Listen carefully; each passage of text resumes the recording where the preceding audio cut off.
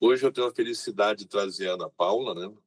A nova mestra em educação, ainda bem fresquinha, né? Um mês mais ou menos de defesa, Ana Paula, quase, né? Passa tão rápido, Já. né? Um mês, já foi um mês. O trabalho já foi revisado, corrigido, foi mandado já para o programa. Brevemente estará com seu diploma em mãos. Então, a Ana, professora da SEDUC de Tefé, né? Foi me orientando, eu tive a honra de contribuir nesse trabalho. Um trabalho bem, digamos que, enriquecedor, mas bem complexo de fazer. Ela meteu cara em uma área tão ainda para ser desbravada das metodologias ativas lá no interior do estado. Mas creio eu não, né? Com certeza nós conseguimos o êxito que objetivamos, né, Ana? Até porque o trabalho foi aprovado. E agora estamos naquela fase de lapidar o material para começar publicações.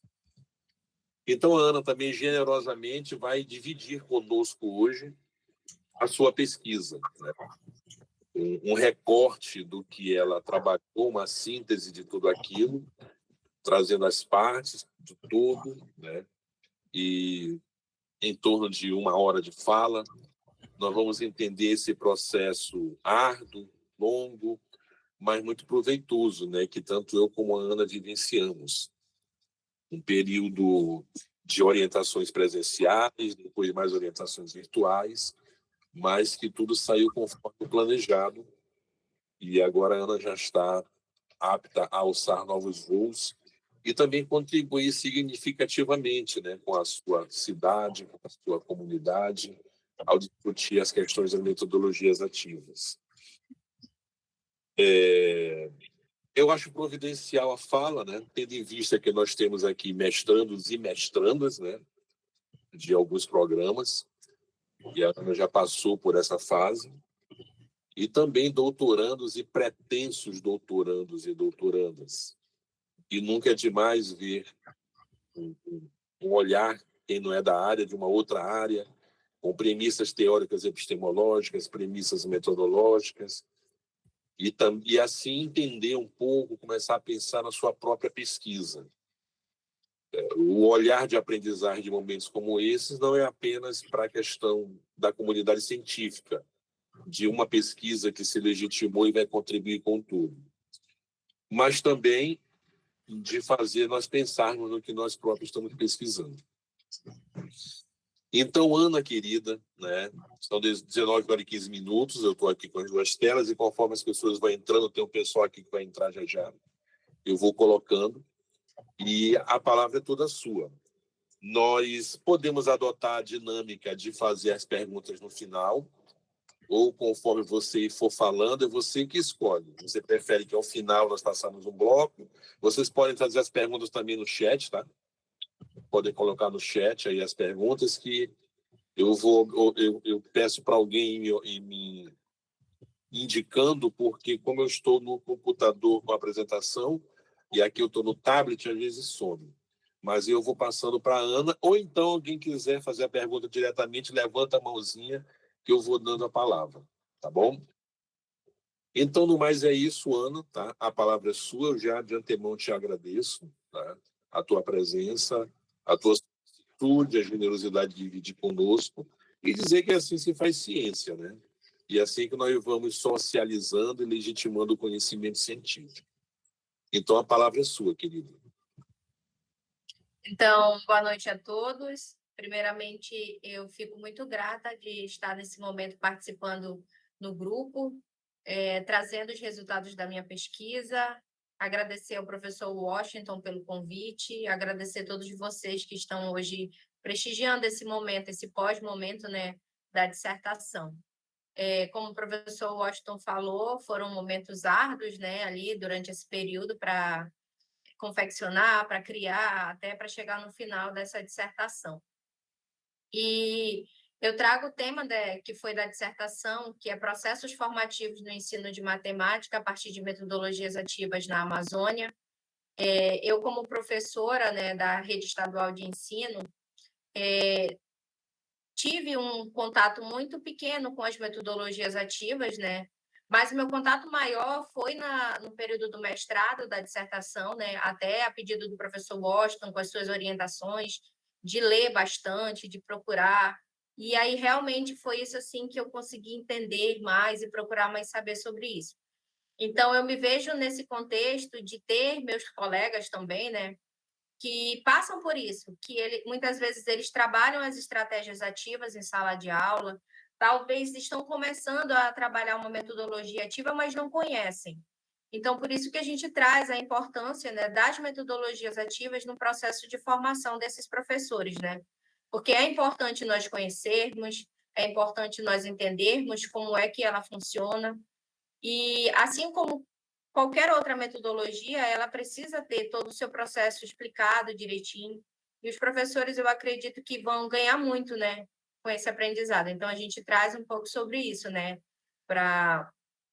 sobre a questão das metodologias ativas na formação de professores. O professor pode passar. Bem, com questão da introdução da minha dissertação, né, os processos de formação inicial e continuada de matemática e as metodologias ativas é fundamental para enriquecer a prática docente e preparar os educadores para os desafios da educação contemporânea. Então, vendo assim que as metodologias ativas, elas já colocam o aluno como protagonista do seu processo de ensino. Mas as metodologias ativas, elas já trazem, né, essa educação mais contemporânea, né, que elas já trabalham com a questão das TICs, das TDICs, né, elas já trabalham também agora com a inteligência artificial.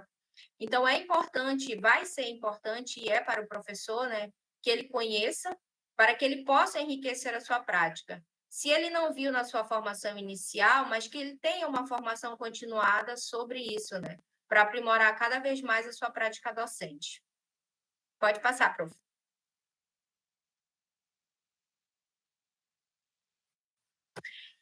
Como problema científico da dissertação, nós temos o que dizem e fazem os docentes da educação básica de uma escola amazônica sobre a aplicação.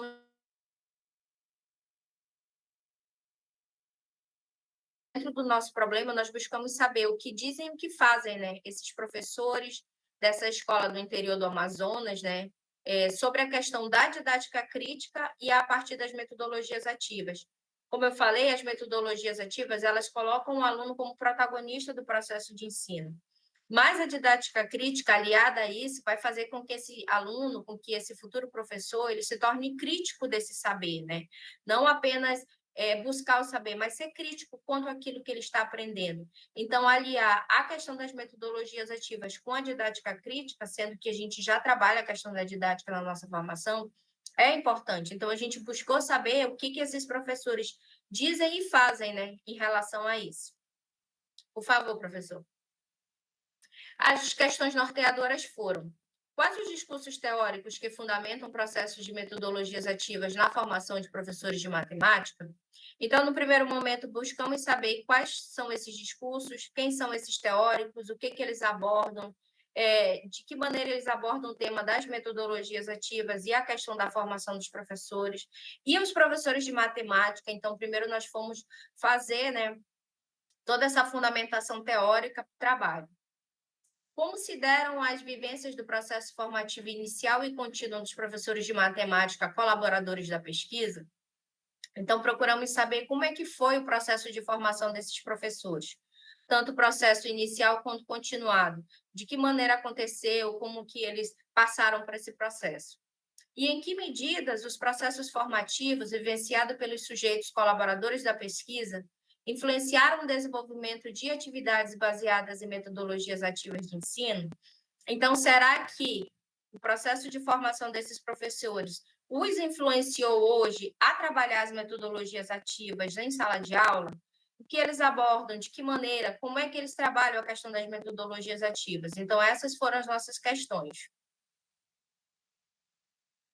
O objetivo geral: compreender o processo formativo inicial e continuado dos docentes de matemática de uma escola de Tefé. Influenciou na aplicação de uma perspectiva didática crítica em suas práticas pedagógicas, sustentadas em metodologias ativas de ensino?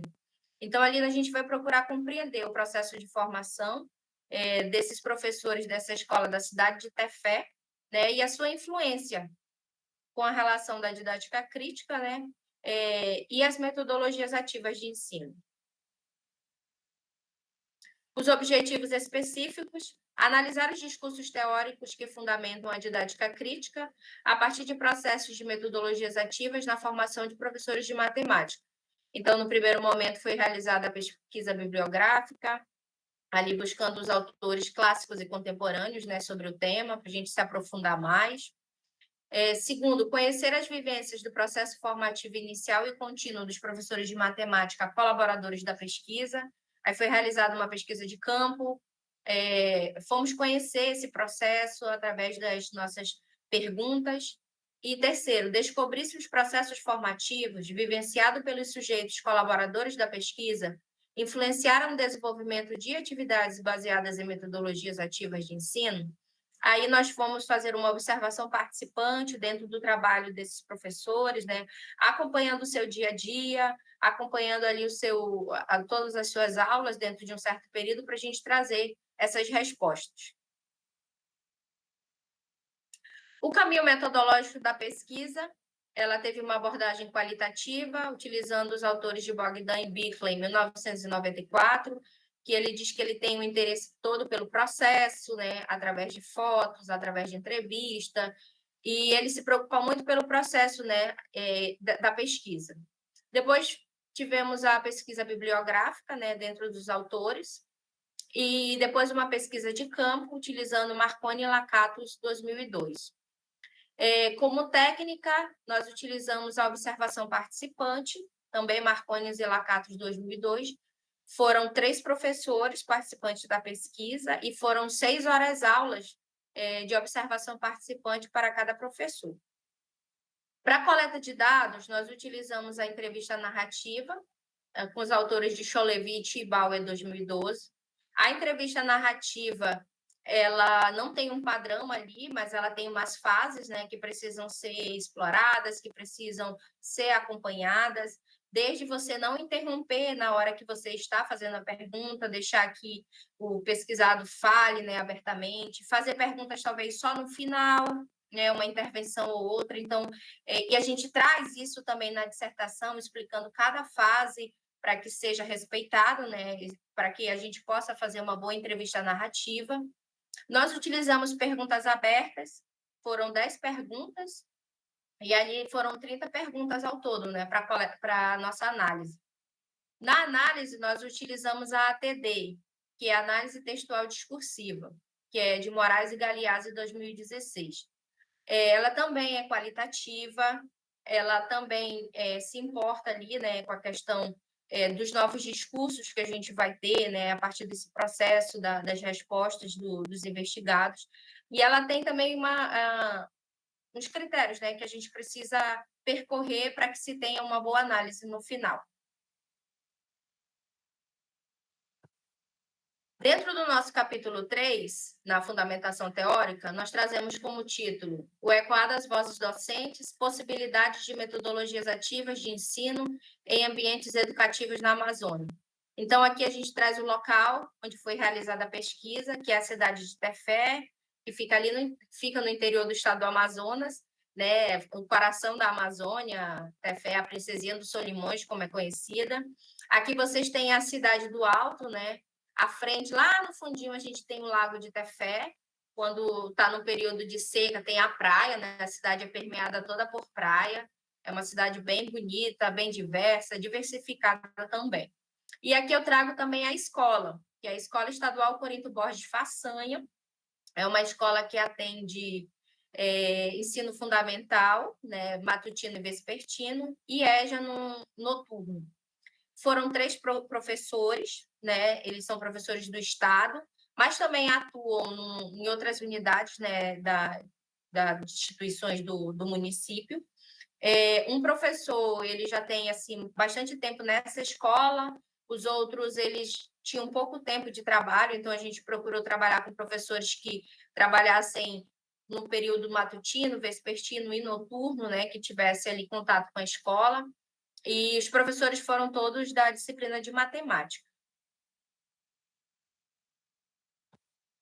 Bem, ainda dentro do capítulo 3, nós já trazemos o movimento de análise, né?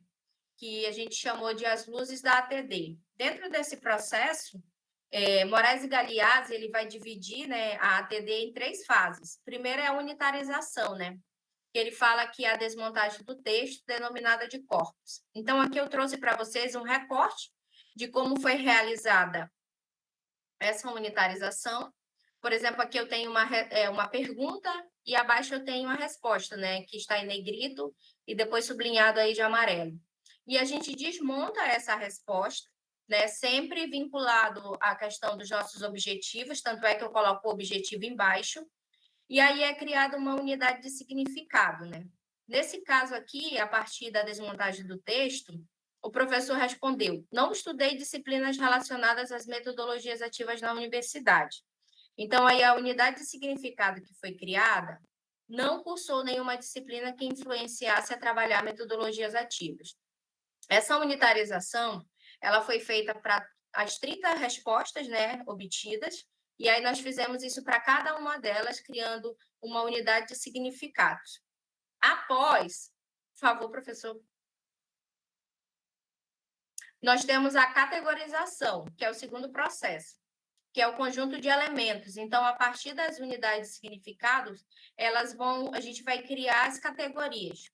Aqui, por exemplo, eu trouxe as unidades de significados, que elas estão divididas por cores, e do lado a gente tem a categoria, que ele separa como categoria inicial, é a primeira categoria que é criada.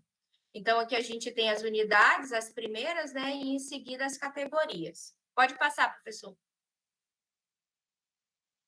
Após, a gente vai ter o metatexto, que são constituídos de descrição e interpretação, representando o conjunto. Então, quando a gente finaliza todas as categorias, aí a gente vai criar o nosso texto, né? O nosso texto final, com todos os nossos dados coletados e ali feito a análise. E aí a gente tem o metatexto. Antes disso, aí foi feito esse quadro que eu trago para vocês, aí um recorte, né? Eu já trago com o objetivo, né, que eu pretendo responder. Aqui, nesse caso, eu tenho 2 unidades de significados. Aí nós temos os excertos, né, que são as respostas. Em negrito está aquela parte que está relacionada ao meu objetivo. E, em seguida, eu tenho a contextualização. Essa contextualização e essa interpretação é sempre relacionada aos autores, né, no caso que nós estamos trabalhando. Pode passar, prof. E no capítulo 4, a gente traz já todas as análises a partir desses 3 passos. Bem, Moraes e Galeazzi, eles trabalham com metáfora. Então, da mesma maneira, criamos uma metáfora para a dissertação, né, para a nossa análise. Então, a gente trouxe a metáfora do vitral. O vitral é esse desenho, né, que fica nas igrejas, tinha bastante nas igrejas medievais da Europa, e eles são constituídos de pedaços de vidros, né, que ficam nessa estrutura, e aí forma esse desenho, né, que é chamado de vitral. Então, nós temos como título, Criando um Vitral, corte e lapidação do vidro, ajuste preciso e montagem artística. Esse corte nada mais é do que a unitarização, porque a gente faz o recorte, né, em todas as nossas respostas. Depois a gente faz a lapidação desse vidro, que nada mais é do que a categorização, porque as unidades de significados, elas vão ficando muito parecidas, e daí a gente vai criando as categorias. E esse ajuste preciso e montagem artística é o nosso vitral, que é o nosso metatexto, né? Depois a gente vai criar essa montagem artística, que vai ser o nosso texto final. Pode passar, prof. Aqui, no capítulo 4, eu trago para vocês mais um exemplo, né? Então, foi iniciando os cortes do vidro, a unitarização na análise textual discursiva. Aqui nós temos um recorte que foi realizado, né, numa das respostas desse professor. Ele perguntou por que ele escolheu ser professor. Aí ele disse que ele não queria, né, mas foi o que apareceu, porque quando a universidade estadual chegou no interior, esses professores não tinham condições, né, de vir para a capital estudar, então eles tiveram que fazer licenciatura. Mas aí ele falou que começou a gostar e começou a administrar, né, a vida de professor. E aí, em cima desse argumento, em cima dessa fala, gerou um argumento, que foi a falta de alternativa, que é uma unidade de significado. Pode passar, prof. Aqui a gente tem a lapidação desse vidro. A categorização podem ser construídos de diferentes níveis. Então, agora eu trouxe para vocês todas as unidades de significados, né? Foram 43 unidades de significados, sendo que 10 foram do diário de campo e 33 das entrevistas. Então, aqui a gente trouxe todas as categorias, todas as unidades, desculpa, dividida em cores, e aí a gente traz também todas as categorias, que são as categorias iniciais, intermediárias e final. A categoria final, esse título é o título do nosso metatexto, né? Então, foi a categoria final. Nas categorias iniciais, tem desde a formação inicial dele, né, diante da fala, das unidades, até a motivação pela escolha da profissão. Pode passar, prof. E, por fim, soldando os vidros, surge o metatexto, né? Então, depois de a gente ter lapidado, depois de ter cortado, a gente traz aqui para o nosso metatexto. Entendendo que todas as respostas dos professores eram importantes, a gente criou subtítulos, né, para esse metatexto. Então, aqui nós temos todos os subtítulos, e agora que eu vou trazer as análises que foram feitas. Por favor, professor. A primeira na nossa análise de dados, né? Educação na Amazônia, adotando metodologias ativas na formação de professores. Foi perguntado a esses professores, né, se eles tinham estudado as metodologias ativas na formação inicial, como que eles achavam que poderia, né, ser trabalhada as metodologias ativas. E aí os 3 professores, né, trouxeram as seguintes respostas. Nós demos codinomes a esses professores, também visando as metodologias ativas. Então, a gente tem o professor inventivo, o professor ativo e o professor GIC. E aí o professor inventivo falou, as metodologias ativas poderiam ser integradas na graduação através de uma disciplina específica. Isso também vale para os outros 2. Eles também disseram, deram respostas semelhantes, né? Que podia ser através de uma disciplina na área da matemática. E aí foi perguntado sobre as metodologias ativas, se eles estudaram. E aí o professor ativo falou, não estudei disciplinas relacionadas às metodologias ativas na universidade. Também vale para os outros 2. Eles não estudaram metodologias ativas dentro do seu processo de formação inicial. Porém, o professor inventivo, ele, como é um professor mais antigo da rede estadual, ele já teve uma formação continuada sobre metodologias ativas online pela SEDUC.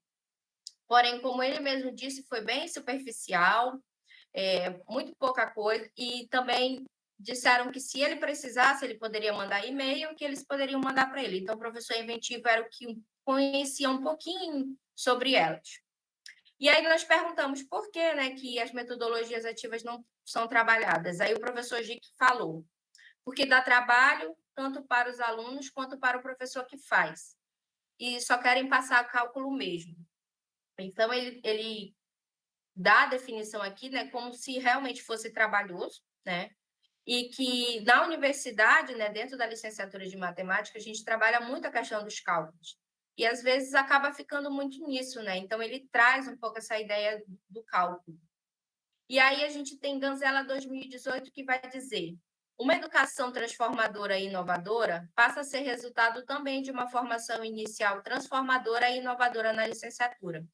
Então, para que esses professores possam atuar, possam trabalhar de maneira diferenciada, é importante que na sua formação inicial eles já tenham esse contato com as metodologias ativas, que o professor já tenha um pouco de conhecimento, para que ele possa modificar, porque ele traz muito do que ele estudou, né, para a sua sala de aula, para o seu contexto, dentro da questão da sua didática. Pode passar, prof. Desculpa. Nós trazemos também a importância da formação inicial e da didática crítica na valorização da profissão docente. Perguntamos ali também sobre a questão da formação inicial deles. E aí o professor inventivo falou, se não fosse essa formação inicial, com certeza eu não conseguiria trabalhar com os meus estudantes. E o professor ativo disse, minha formação, ela influenciou sim. Tive uma formação muito boa porque eu me dediquei. Então, você percebe, né, que na fala deles, essa formação ela foi importante. E aí, Oliveira 2023 vai dizer, a didática crítica fundada na dialética materialista contribua para a valorização da profissão docente, a despeito das precárias condições gerais de trabalho das escolas brasileiras. Então, a gente entende que essa didática bem trabalhada faz com que esse professor, mesmo em situações muito difíceis, ele vá realizar um bom trabalho. Porque o fato dele ter, como o professor ativo falou, né, que ele se dedicou. Então, quando ele estiver diante desse cenário, ele também vai se dedicar, ele também vai procurar fazer um bom trabalho, né, para com seus alunos.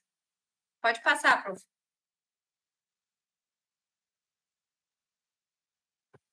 Em relação à formação inicial, continuada, desculpa, nós trazemos capacitação contínua para o aperfeiçoamento profissional e educacional dos docentes. Em relação a isso, o professor Inventivo falou. Então, essas experiências só vão acrescentando, como eu digo para os estudantes, como se fosse uma mochila. E o professor ativo falou, com o passar do ano, com as formações, nós vamos enxergando de outra maneira assim, como se desenvolver. E o professor Gic falou, seria importante, até porque não só para os professores, quanto para os alunos que teriam outros métodos para aprenderem a matemática. Quando ele cita isso, ele está falando sobre as metodologias ativas. Eles acreditam que, além de novas experiências, vai ser um outro método, né, para abordar a matemática em sala de aula.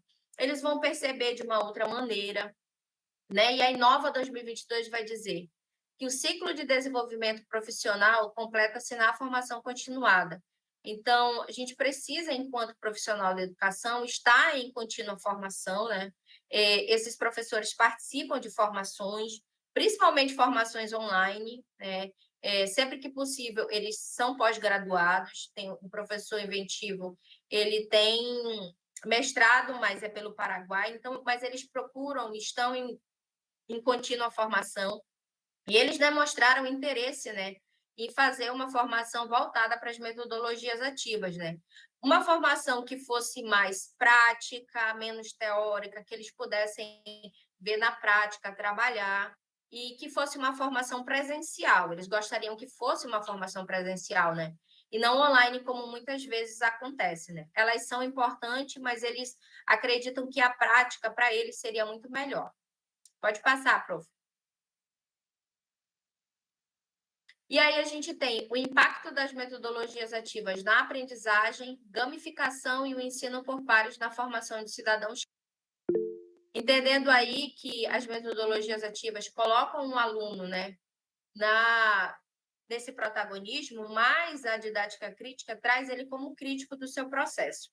Dentro desse processo que eu fiquei na escola, eu ainda percebi como metodologia ativa a questão da gamificação, que foram jogos que eles praticam muito, que eles trabalham muito em sala de aula, e o ensino por pares, que o professor inventivo trabalhou.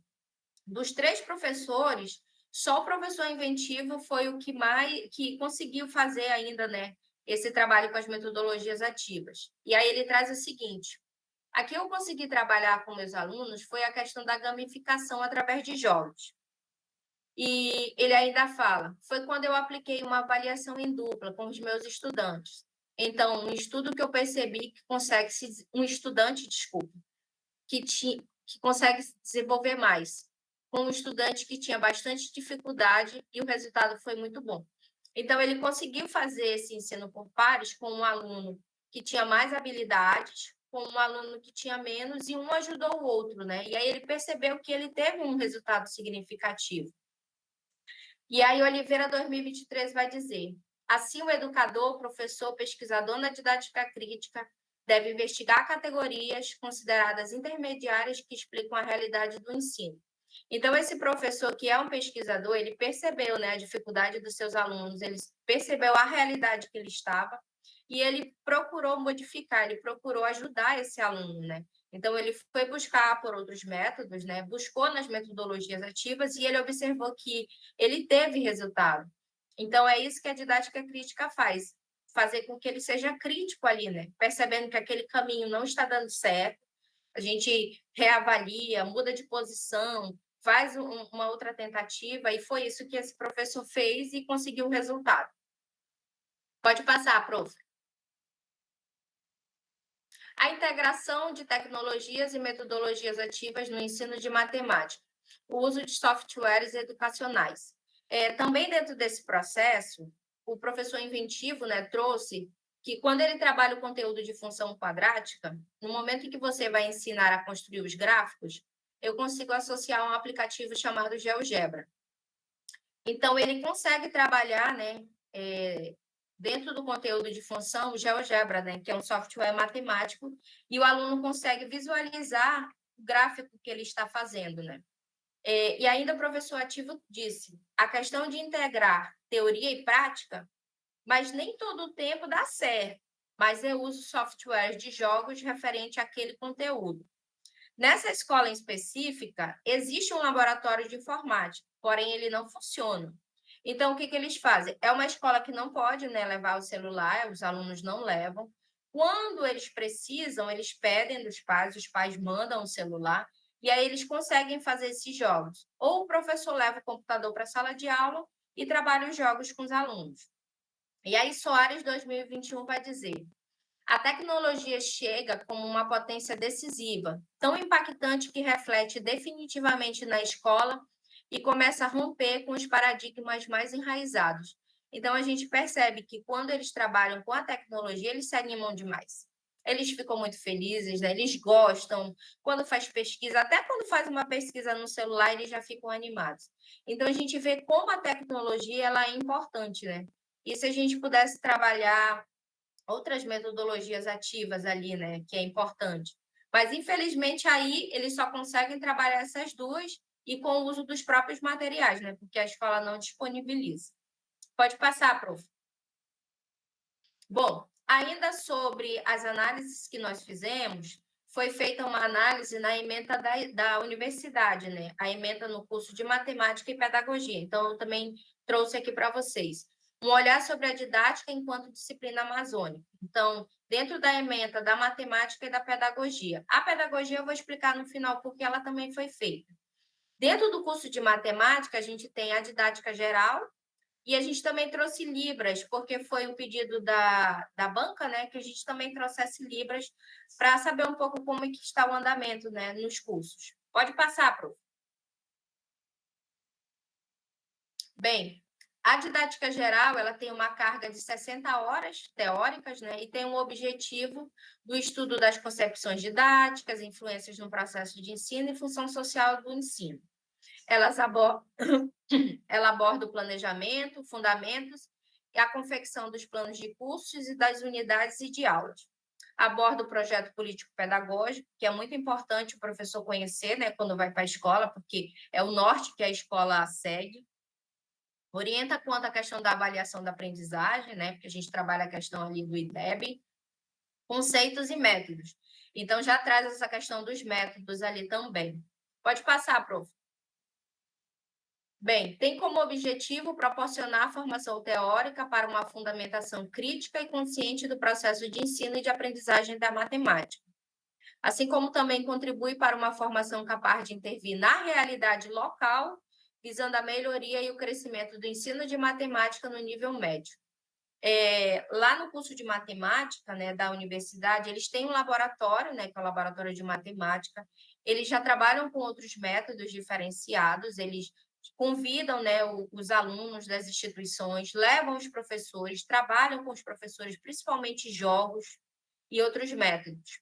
Eles aplicam técnicas e métodos diferenciados no ensino de matemática, analisa e critica construtivamente livros e programas da área, elabora técnicas alternativas para o ensino, aplica recursos facilitadores e desenvolve métodos de resolução de problemas matemáticos relacionados ao ensino.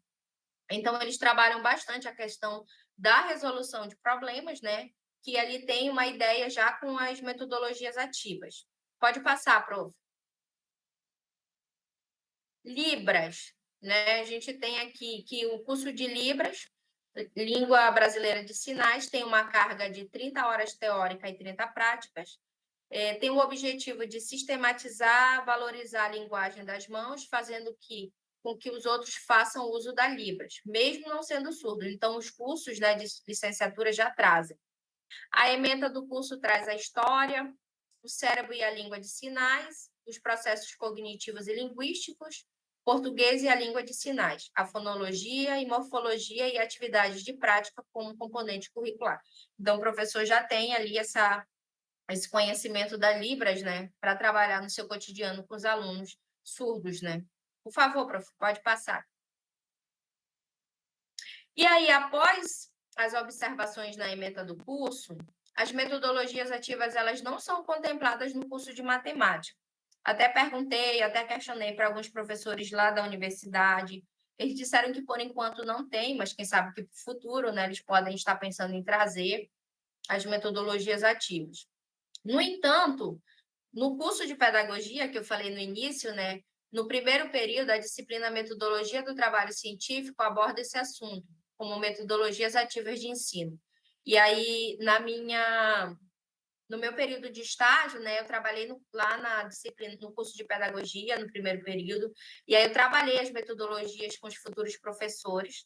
Então, a gente já tem aí essa porta de entrada, né, das metodologias com a pedagogia. Então, quem sabe os outros cursos também vão abraçar e vão trabalhar na sua ementa.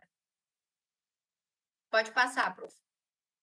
Ainda fizemos uma análise no Plano Nacional de Educação, né, na meta 16, que fala que tem como objetivo, né, que até o final da sua vigência, ter 50% dos professores da educação básica para que possam possuir o nível de pós-graduação.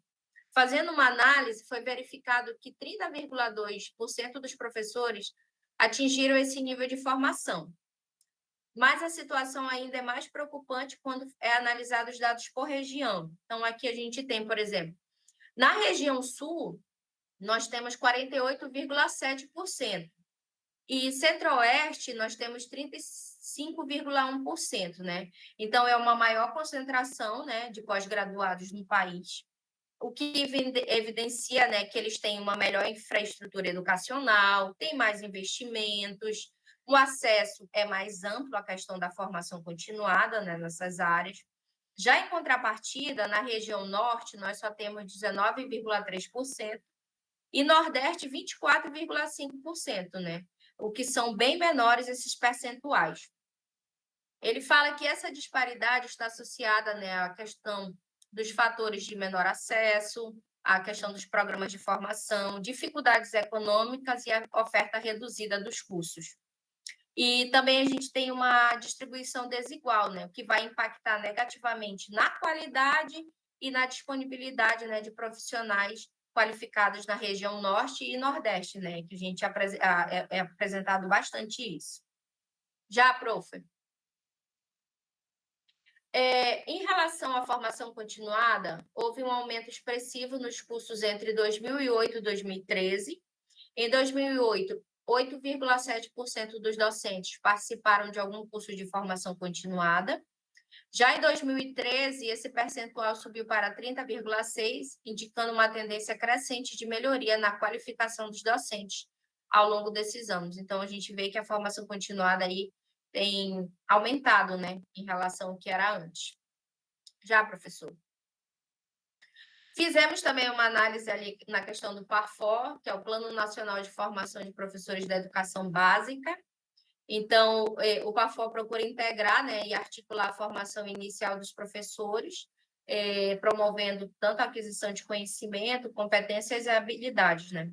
O público dele são os profissionais que estão fora, né, dos centros urbanos, né, que enfrentam dificuldades, né, para serem atendidos.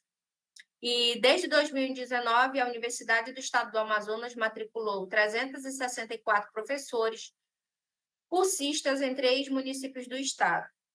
Com o crescimento do programa, foram matriculados 4.720 professores entre 2009 e 2023, abrangendo 36 municípios amazonenses. Então, a gente vê o PARFOR aí levando, né, essas formações para os professores dos interiores, que às vezes não têm possibilidade de sair, né, ir para a capital ou mesmo para outras cidades que têm um polo nas universidades. Pode passar, prof. Bem, e ainda sobre o trabalho, nós fizemos uma imersão educacional, né, ali na pesquisa de campo. Então, a gente tem a imersão educacional explorando o cotidiano através do diário de campo. Então, aqui eu trago para vocês os 3 professores participantes da pesquisa, suas turmas, né, que participaram. Esses professores atuam, como eu já falei, no matutino e no vespertino e noturno, né?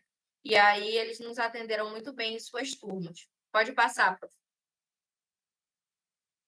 Nesse período, né, foi observado que os professores eles utilizam o instrumento como pincel, livro e quadro, e adotam principalmente aula expositiva e dialogada. Na disciplina de matemática, isso é muito importante, né? A gente trazer a questão da aula expositiva, porque realmente precisa explicar.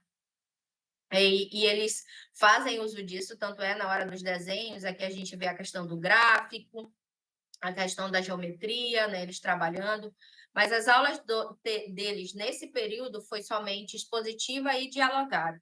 Eles disseram que fazem uso do computador quando necessitam, em outro momento, mas nesse período foi somente dessa maneira que eles realizaram suas atividades. Pode passar, prof. Porém, eles têm uma prática de ensino individualizado, em que os professores dedicaram uma atenção exclusiva para os seus alunos. Então, a gente percebe ali que esse professor vai de carteira em carteira, conversando com seus alunos, pega o caderno, como é de praxe, né, dos professores fazer, para saber se o aluno está, desculpa, fazendo as atividades. Então, eles têm esse ensino bem individualizado com seus alunos, tendo essa preocupação exclusiva para dar a cada um deles, né? As turmas são extremamente grandes, né? Cada turma com 40, 42 alunos, mas a gente observou que realmente eles têm essa preocupação com os alunos. Pode passar, prof. E também integram o ensino participativo. Os professores ensinam os discentes a pensar criticamente a partir do método participativo, colocando seus alunos no quadro para participar, para fazer as atividades, para responderem. É uma forma de incentivá-los, né, a mostrarem o que eles fizeram, muitas vezes a tirar dúvidas. E aí é uma forma de você conhecer mais o seu aluno, né? Então, essa participação deles é importante, né? Chamar o aluno ali para ver o caderno dele, conversar com ele mais perto. Às vezes, esse aluno está com dificuldade, ele não consegue falar ou de lá, e aí você percebe.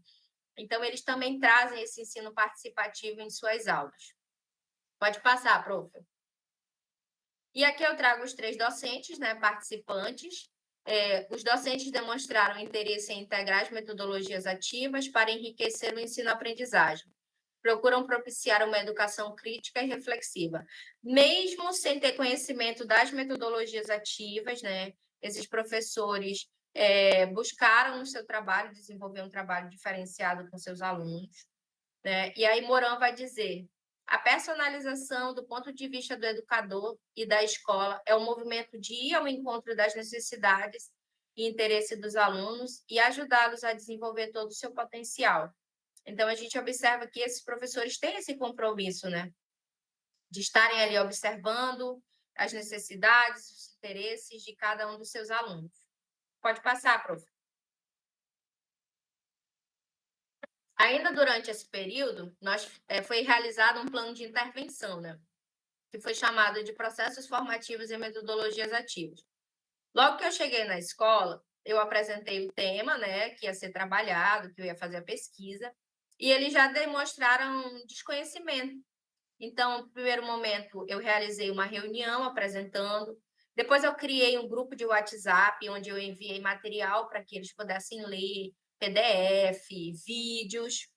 E logo que eu cheguei numa das HTPC dos professores, a gente fez uma conversa, né, com eles, onde foi falado, né, explicado para eles o que eram as metodologias ativas, um pouco do seu conceito, e a gente fez uma conversa, né, nesse primeiro momento. Depois eu fiz todas as observações, e no segundo momento a gente realizou esse plano de intervenção, né, trazendo para a escola, para esses professores, essa formação sobre algumas metodologias ativas e também relacionando ao seu conteúdo de matemática, né, para que eles pudessem perceber como que eles poderiam trabalhar. Porque aí não é só você dizer, tem essa metodologia aqui. Não, mas tem ela e você pode trabalhar nesse conteúdo. Então, tentei fazer dessa maneira para ajudá-los. Então, aqui a gente tem a primeira seção de slides, onde foi trabalhado desde a metodologia, o que ela é, a sua definição, um pouco do contexto histórico, né, dentro do mundo e até no Brasil, como é que chegou no Brasil, tentando explicar para eles ali todo um processo, né, de onde chegou e onde está a metodologia ativa. Pode passar, prof. Aí, após, eu mostrei para eles alguns modelos de metodologias ativas aplicadas à matemática. Por exemplo, aqui a gente tem a storytelling, o laboratório rotacional, a aprendizagem baseada em problemas, a think, pair, share. Desculpa aí se meu inglês não for muito bom, tá? Mas aí, para cada uma delas, eu levei exemplos de como eles poderiam trabalhar em sala de aula, né? Levando para os seus alunos ali os conteúdos aplicados à disciplina de matemática. Por exemplo, na storytelling, a gente pode trabalhar desde o conto até a história em quadrinhos também, né? Ele está trabalhando em sala de aula. Aqui, na aprendizagem baseada em problemas, desde o início, como é que se define um problema, até a sua apresentação. O laboratório rotacional, que infelizmente na escola não tem como, porque não tem laboratório de informática para funcionar, mas ele já conhece, caso isso venha a acontecer, né, de a escola ter um laboratório. Pode passar, prof. E aqui a gente tem a resolução de problemas, né, que é muito trabalhada em matemática, a aprendizagem baseada em projetos, também levei um projetinho para eles lá explicando, a gamificação, ali mostrando o Crazy Match, o Minecraft Education e o Piquerucho, que é um que a gente trabalha bastante com a tabuada. Os jogos educacionais, que foram eles que confeccionaram, né, que eles trabalham muito isso. E levei também, nessa época a gente tinha feito um curso com o professor Washington sobre inteligência artificial. Então eu disse, professor, eu vou levar para mostrar para eles como pode ajudar. E aí levei a inteligência artificial, falei um pouco, mostrei alguns tipos de inteligência e apliquei, né? Porque eu fui lá, fiz uma pesquisa e aí pedi para a inteligência artificial criar uma metodologia ativa. Então mostrei para eles que com a inteligência artificial podia ajudá-los, né? Caso eles quisessem trabalhar em sala de aula com algum tipo de conteúdo. Então, por exemplo, eu usei o Meta e eu usei o Gemini para mostrar para eles um conteúdo de números inteiros, né? E aí cada um criou um tipo de metodologia ativa. E aí agora eles já conhecem. Infelizmente, a gente não conseguiu aplicar na sala de aula, porque já estava já no final do ano, mas eles disseram que para esse ano eles iriam tentar trabalhar em suas aulas. Então, nós procuramos proporcionar a esses professores uma formação também, né? Não só falar, mas levar também ideias, exemplos de como eles poderiam aplicar as metodologias ativas em suas aulas, né? Então, uma espécie de formação ali também. Pode passar, prof. E agora eu trago as minhas considerações finais. Desse modo, reiteramos que os docentes investigados entendem a relevância de uma didática crítica, conforme demonstrado em suas declarações, ao manifestarem interesse na implementação das metodologias ativas, mesmo sem conhecimento prévio, evidencia o seu compromisso com uma educação emancipatória, fundamentada em uma perspectiva sociopolítica e alinhada à reflexão crítica em seu exercício docente. Eles não possuíam conhecimento sobre as metodologias ativas, poucos sabem ainda, né? Tendo em vista se eles não trabalharam ainda, ficaram só no conhecimento que a gente levou, mas eles buscam fazer esse trabalho diferenciado, procuram trabalhar de maneira mais perto dos seus alunos para ajudá-los, né? Mostrando ali essa questão da reflexão crítica que eles fazem do seu trabalho docente.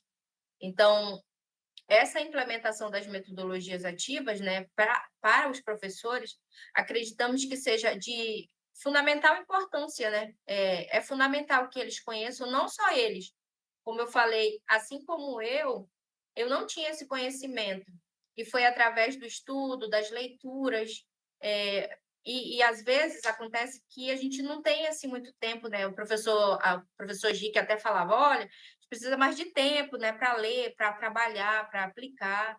E a gente vê que se essas formações forem levadas, vai ser de grande importância, né, para o trabalho deles.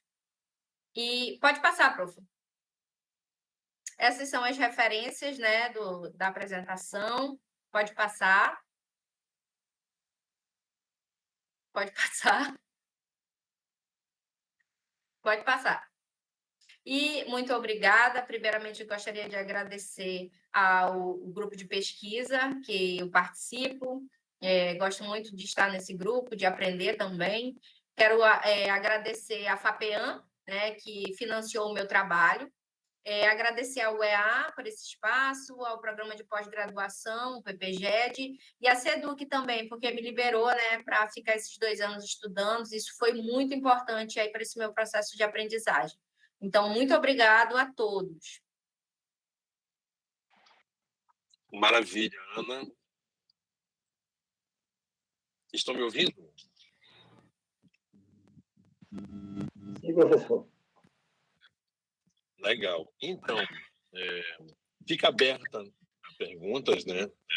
Ok, Saulinho, obrigado pela presença, querido. Tá? Nós podemos ficar abertos a perguntas e considerações, temos ainda em torno de meia hora, que é o nosso tempo de reunião, mas eu quero fazer algumas considerações, né, a respeito, e também tem uma pergunta para a Ana, né? O trabalho da Ana, né, isso vale para quem está fazendo mestrado e para quem pretende fazer mestrado, para quem está fazendo doutorado, para quem pretende fazer doutorado, porque o doutorado é um mestrado com mais profundidade, né? O trabalho da Ana teve 130 e tantas páginas, né? 140, alguma coisa assim. Foi um trabalho bem robusto, né? E por quê? Por alguns vieses. O primeiro é a aplicação dela, né? Uma orientanda muito aplicada, muito comprometida, né? Desde os primeiros momentos, e também pela possibilidade de poder estudar com tranquilidade, como ela acabou de falar no final. Ela ficou liberada por 2 anos na sala de aula. Então, isso fez com que ela fizesse um trabalho muito consistente. Ela tem esse cuidado com a aprendizagem, o ensino de matemática, e no nosso transcorrer de ressignificação dos projetos, que ele passou por várias ressignificações, começamos a caminhar pelas metodologias ativas, que é uma temática emergente nas minhas linhas de pesquisas agora nesse contexto contemporâneo. E hoje já se alargando mais ainda e buscando a cultura maker, a inteligência artificial, etc. E a Ana, ela teve uma qualificação, né, bem consistente, em que já estava praticamente, ela até trouxe pouca teoria, né? Ana, vamos focar nos capítulos de análise, né? Porque a teoria, nós já ouvimos muito teoria, principalmente das metodologias ativas. Mas ela qualificou, diria, com 70% do referencial teórico pronto. E isso fez com que a banca ficasse bem centrada em ajudá-la nas linhas para a defesa. Quando ela própria falou que pediram para acrescentar libras, né, algumas outras situações. E hoje, vendo a tua apresentação, já depois de tudo concluído, né, eu fico olhando a profundidade que tu foi caminhando. Quando o teu fenômeno investigativo era a formação inicial e contínua e continuada desses professores. E tu foi buscando variáveis e elementos que se reconectavam, como documentos básicos, o PNE, a legislação, né? As emendas dos cursos de formações, que isso tudo, de fato, muito influencia na formação desse professor e no seu trato com as metodologias ativas. E no transcorrer da tua pesquisa, com as nossas discussões, eu até conversei isso no SESC, o professor William, que é do SESC, que está aqui presente, né, agradeço a sua participação, também ele é o coordenador do núcleo na Intercer, e eu fiquei até conversando com alguns amigos em que ponto nossas emendas estavam possibilitando contatos dos nossos acadêmicos com metodologias ativas, né? Porque nós falamos, discutimos, nós professores entendemos, conhecemos, mas até que ponto nossas emendas estão assim, né? Então, fica até assim para o professor William, que eles agora estão trabalhando na reestruturação dos PPCs, e eu, particularmente, né, capitaneio isso lá em Manaus, aqui na CAI, de a gente pensar que já são alguns, não era do fenômeno investigativo diretamente, mas foram elementos que foram aparecendo no trabalho da Ana, né? Até porque a maioria desses professores, muitos deles também eram formados pelo PAFON, por isso que o PAFON entrou. Então, foram situações que vão aparecendo porque o fenômeno investigativo é vivo, né? Uma pesquisa fenomenológica, ela vai se construindo, se reconstruindo e se reconfigurando, né? Então, é algo que nos faz refletir. Eu tenho uma colocação para a Ana, para ela dissertar um pouquinho, não é nem de cunho metodológico, teórico, epistemológico, e para mim, que eu orientei, está muito claro. Os demais colegas que têm alguma dúvida sobre a APD, sobre as análises, vocês fiquem à vontade, aí que está fazendo mestrado, que vem fazer, etc. Mas, em linhas gerais, eu queria fazer 2 perguntas para a Ana, uma de cunho mais existencial, pessoal, né? Quem foi a Ana que entrou há mais de 24 meses no programa e quem é a Ana que saiu, né, no mês de maio do programa? E a segunda é, como você avalia, percebe o que os resultados dessa tua pesquisa é capaz de contribuir para mudar algo de lugar, né? Eu não quero falar em transformação, em revolução. A minha idade já me leva a ser movido por utopias, mas não acreditar veementemente nelas. Mas eu diria mudar algo de lugar. O que tu acha que teu trabalho pode mudar algo de lugar na tua escola, né? Não vou nem falar só do contexto da pesquisa, na tua escola onde tu atua, onde tu deve estar prestes a retornar. Então, são essas 2 reflexões, uma mais de cunho existencial e uma de cunho mais coletivo, que eu queria que tu comentasse para a gente. Que, no fundo, é isso que eu espero ao final de tudo, né? Eu não espero, quando eu oriento o mestrado ou o doutorado, que nós construamos uma teoria que vai revolucionar a educação, que nós vamos publicar um livro que vai ser inserido no mundo inteiro. Não. Eu quero tocar pessoas, né? Não apenas o meu orientando ou me orientando. Eu quero tocar pessoas que estão no círculo de convivência desse orientando. Eu quero inquietar pessoas com pesquisas como essa. Eu quero fazê-los refletir, entender que existem metodologias ativas de ensino que são possíveis de serem trabalhadas na matemática, mais do que possíveis, são necessárias. Então, em cima disso que eu peço uma reflexão tua, Ana. Professor, bem, a professora Ana Paula que entrou foi uma pessoa assim, primeiro que eu queria muito fazer um mestrado, eu buscava muito por isso e agradecer ao professor Washington pela oportunidade que ele me deu, né? Naquele primeiro momento lá que ele viu a pesquisa, que ele me ouviu. Então, ali começava uma profissional totalmente diferente do que eu sou hoje, né? Eu lembro que logo que eu entrei, eu falava para o professor Washington, como é que eu vou aprender isso de metodologia ativa? E eu falando de metodologia ativa. Aí ele disse assim, vai estudar, vai ler. E realmente foi aí que eu disse, opa, eu tenho que estudar, eu tenho que ler.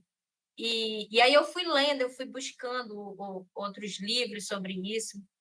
E aí foi quando eu me peguei lendo, aprendendo. Eu disse, olha, é assim que a gente vai aprender, né? Porque já tinha um tempo que eu não fazia esse percurso, era só sala de aula. Então, a gente não tem esse outro olhar. E aí eu me peguei, assim, diferente. E aí, quando eu fui ler, uma coisa que me impactou muito, que hoje a gente, às vezes, faz muito isso em sala de aula, é querer reprovar todo mundo, né? Eu era uma pessoa assim, não, que esse menino não sabe que isso, que aquilo. Mas quando eu fui ler, hoje eu me importo assim, a professora que saiu, que entrou e a professora que hoje é uma professora totalmente diferente nisso. eu não vou dizer que eu trabalho as metodologias ativas todo o tempo, até porque a gente tem que entender que quando é possível, você pode fazer esse trabalho, né? Às vezes uma coisa ali, outra aqui, mas a minha forma de ver a aprendizagem, a partir das leituras que eu fiz, ela mudou minha maneira de pensar. Hoje, eu trabalho de maneira diferenciada com os meus alunos. Quando eu vi esse ensino individualizado, eu já fazia isso, mas a minha preocupação maior era em tabular os meninos, né? E aí a gente olha assim, diz assim, mas não é todo mundo que vai caber na minha caixinha, né? Ele não é da minha caixinha. Talvez ele seja de uma outra área, talvez ele seja de uma outra caixa. E às vezes a gente, como professor, a gente faz isso muito porque foi o que nós aprendemos, né? Eu sei que algumas coisas são válidas e isso a gente também tem que entender. Mas algumas coisas precisam ser mudadas. Então, isso me impactou muito, né? Como profissional, como pessoa. E eu tenho lido mais, né? Eu acho que isso que muda a nossa cabeça, o estudo, né? Não é o que a pessoa vai te dizer, não, é o que você vai ler, o que você vai buscar saber. Então, essa foi a professora que mudou, a pessoa que mudou.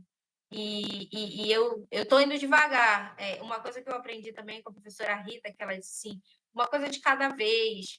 O professor Washington também falava muito isso, ele dizia assim, olha, uma xícara de café por vez.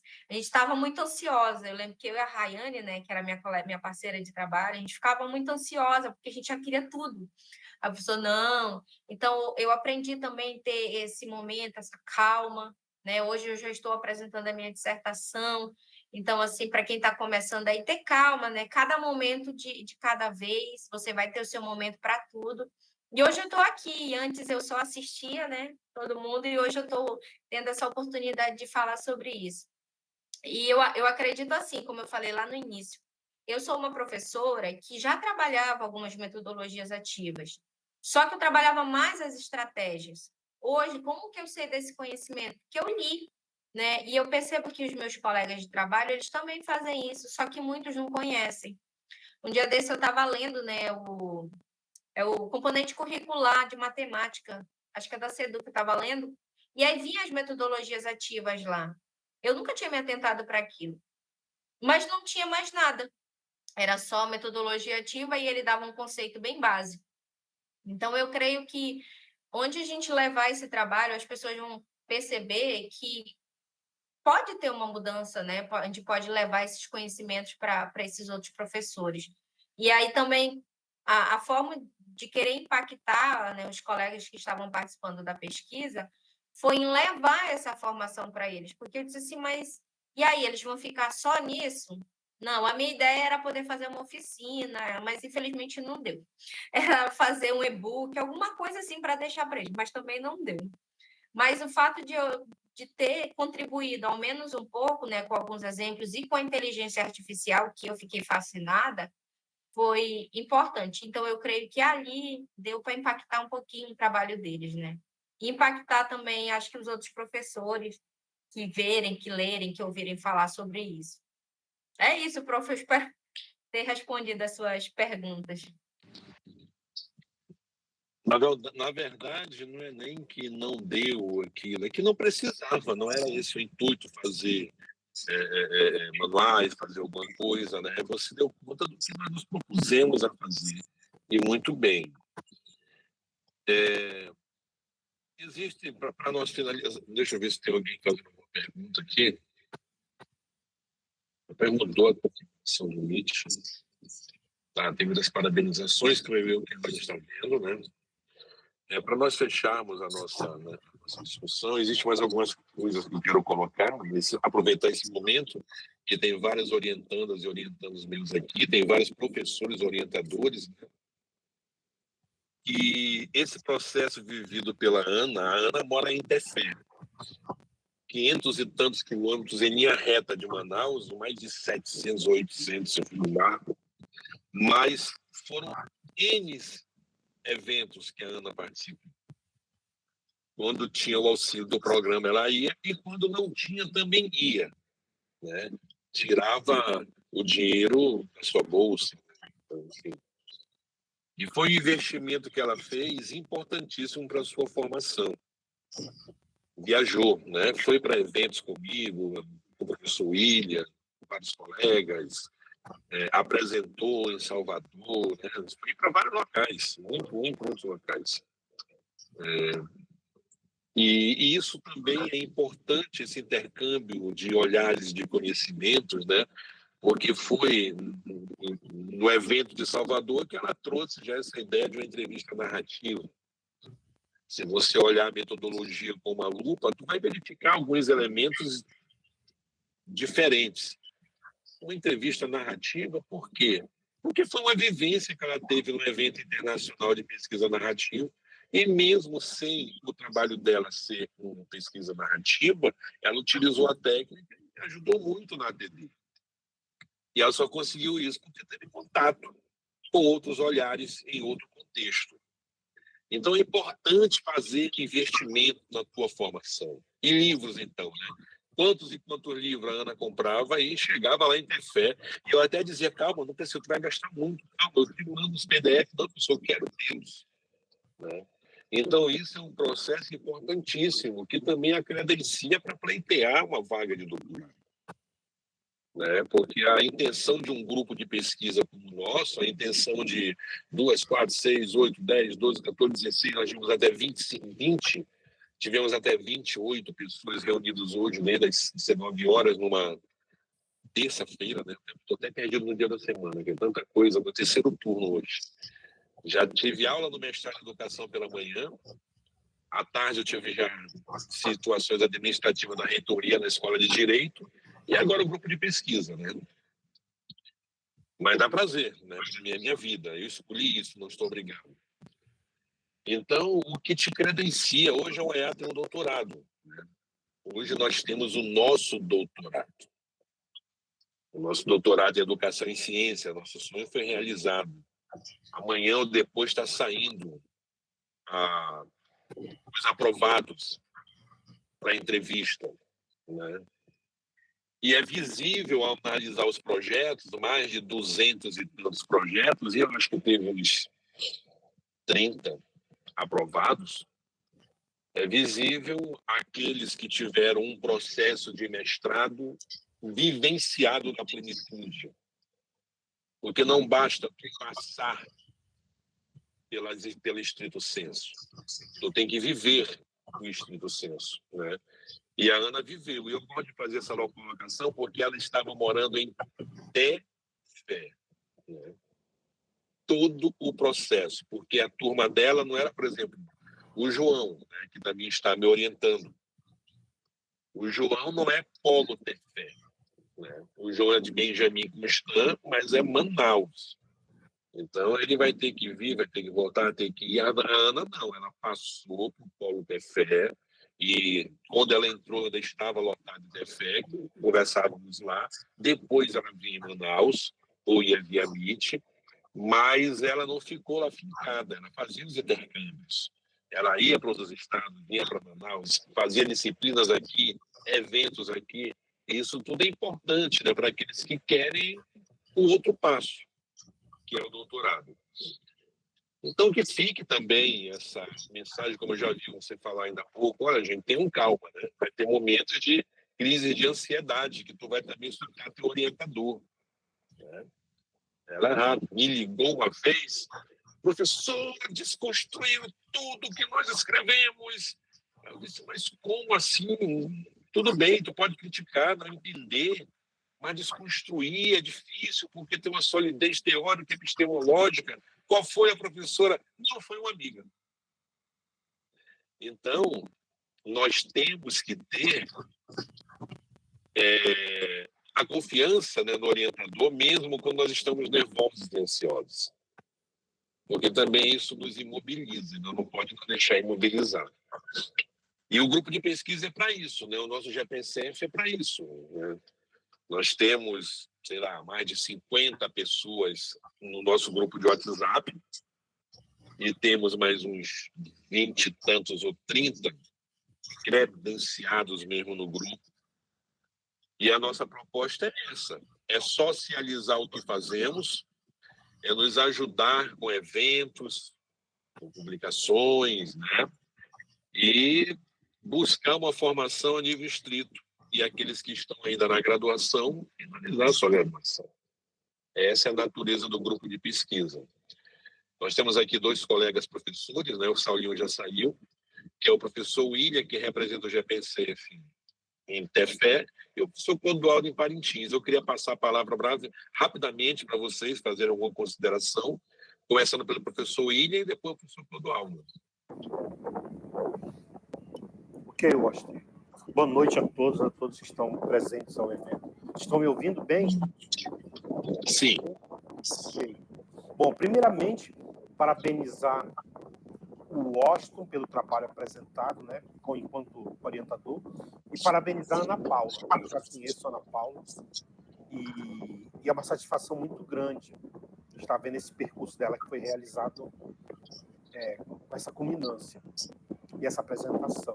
Eu fico muito feliz. Eu tive a oportunidade de trabalhar com a Ana Paula na regência. Isso foi muito, muito, muito satisfatório para mim. Ela é uma pessoa extremamente competente e eu tenho certeza que ela vem trazer uma grande contribuição, não só com o trabalho produzido, mas com as próximas atividades que ela vai desenvolver. Não importa se vai ser no doutorado, ou na profissão docente, ou dentro dos grupos de pesquisa. É uma satisfação muito grande, Washington, estar aqui e poder assistir o trabalho dela, porque eu acompanhei uma parte disso lá em Tefé. E eu fico muito feliz. E essa é a nossa missão. Nossa missão é essa, enquanto grupo de pesquisa. É desenvolver pesquisas sólidas, é divulgar o trabalho do grupo e expandir as possibilidades de outros professores, alunos, professores CEMED, SEDUC, trabalharem com as nossas propostas, discutirem as nossas ideias, ou até mesmo criticarem as nossas ideias, não é isso? Eu acho que o grupo de pesquisa está cumprindo com a sua função. E é isso aí. Fico muito feliz. Sim, né? Nós temos agora, eu e o William vamos apresentar trabalhos agora em agosto, de 4 a 8 em Belém, no IMPEC, né?